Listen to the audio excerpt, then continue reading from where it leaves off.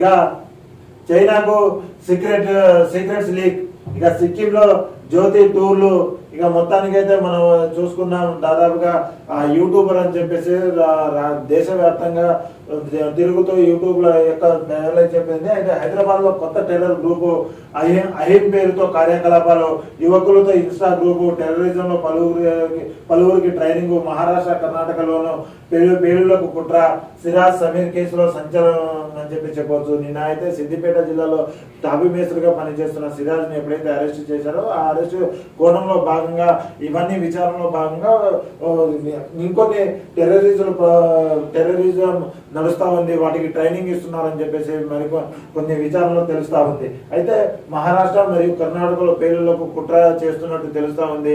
మరి ఇదే విధంగా హైదరాబాద్ వేదికగా చేసుకొని హైదరాబాద్ నుంచి కార్యకలాపాలు నడిపిస్తా ఉన్నారని చెప్పేసి తెలుస్తా ఉంది.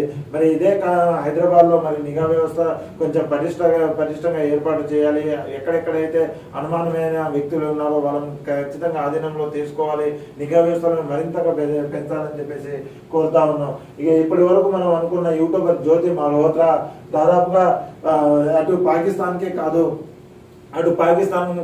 ఇటు చైనా వాళ్ళకు కూడా ఇండియా యొక్క సీక్రెట్ ను తెలియజేసిందని చెప్పేసి తెలుస్తా ఉంది.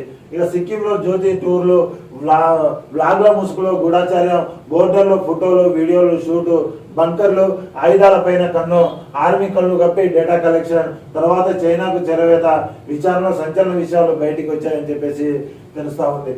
ఇక గూఢాచార్యం కేసులో అరెస్ట్ అయిన యూట్యూబర్ జ్యోతి మల్హోత్రా కేసులో కొత్త విషయాలు వెలుగులోకి వస్తున్నాయి.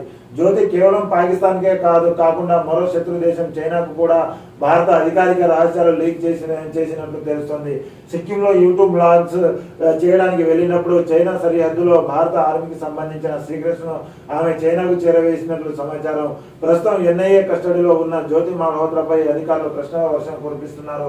ఎన్ఐఏ ఇంటెలిజెన్స్ బ్యూరో అధికారులు వివిధ కోణాల్లో ఆమె నుంచి సమాధానం రాబట్టే ప్రయత్నం చేస్తున్నారు. పాకిస్తాన్, చైనా, బంగ్లాదేశ్, దుబాయ్ లో ఆమె చేసిన పర్యటనలపై వారు ప్రధానంగా దృష్టి సారించారని చెప్పేసి తెలుస్తుంది.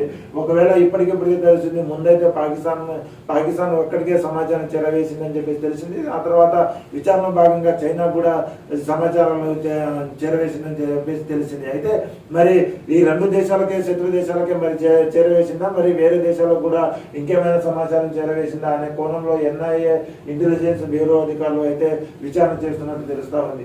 అసలు